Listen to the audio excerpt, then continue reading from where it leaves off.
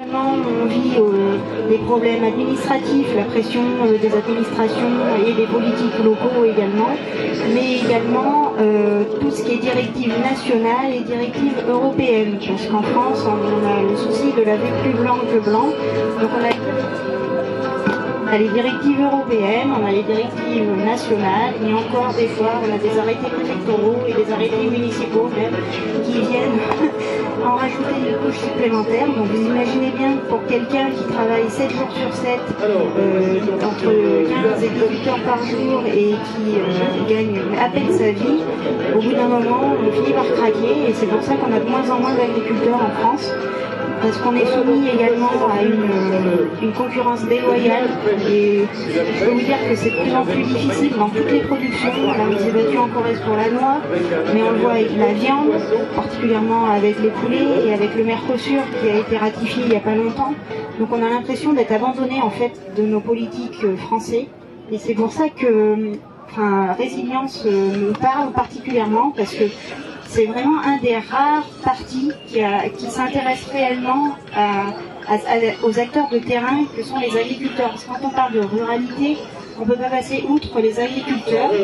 Et moi j'aime bien dire les paysans, parce que sans paysans il y a pays, et sans paysans il n'y a pas de pays, il n'y a pas tout ce tissu rural et tout cet entretien, ne serait-ce que ça, des espaces naturels. Donc on a le problème du loup, qui nous est imposé par les écologistes.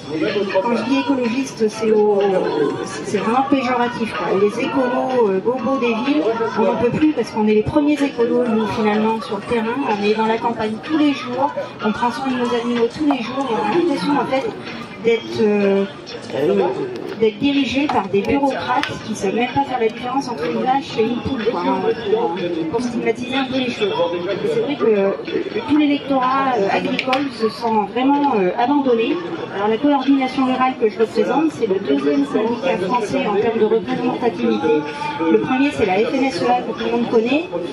Le président national de la FNSEA et le président également du groupe Avril. Donc c'est vraiment un syndicat industriel, un syndicat de gouvernement qui n'ira pas au fond des problèmes et qui n'arrangera pas la solution. Ils sont à la tête depuis des décennies et on voit la décadence que c'est depuis.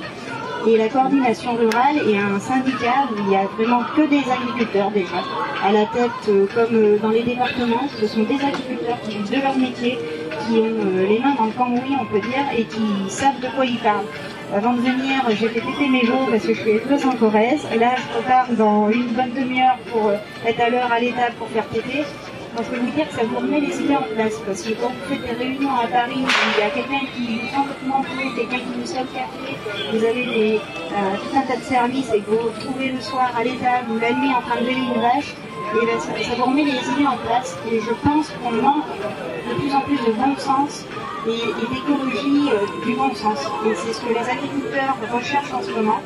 Et je pense que Résilience a toute sa place pour soutenir les agriculteurs. Voilà. Merci. Merci Amélie. Et apiculteur. Tu peux le m'envoyer? La coordination rurale? Oui, mais je l'enverrai à ma mère.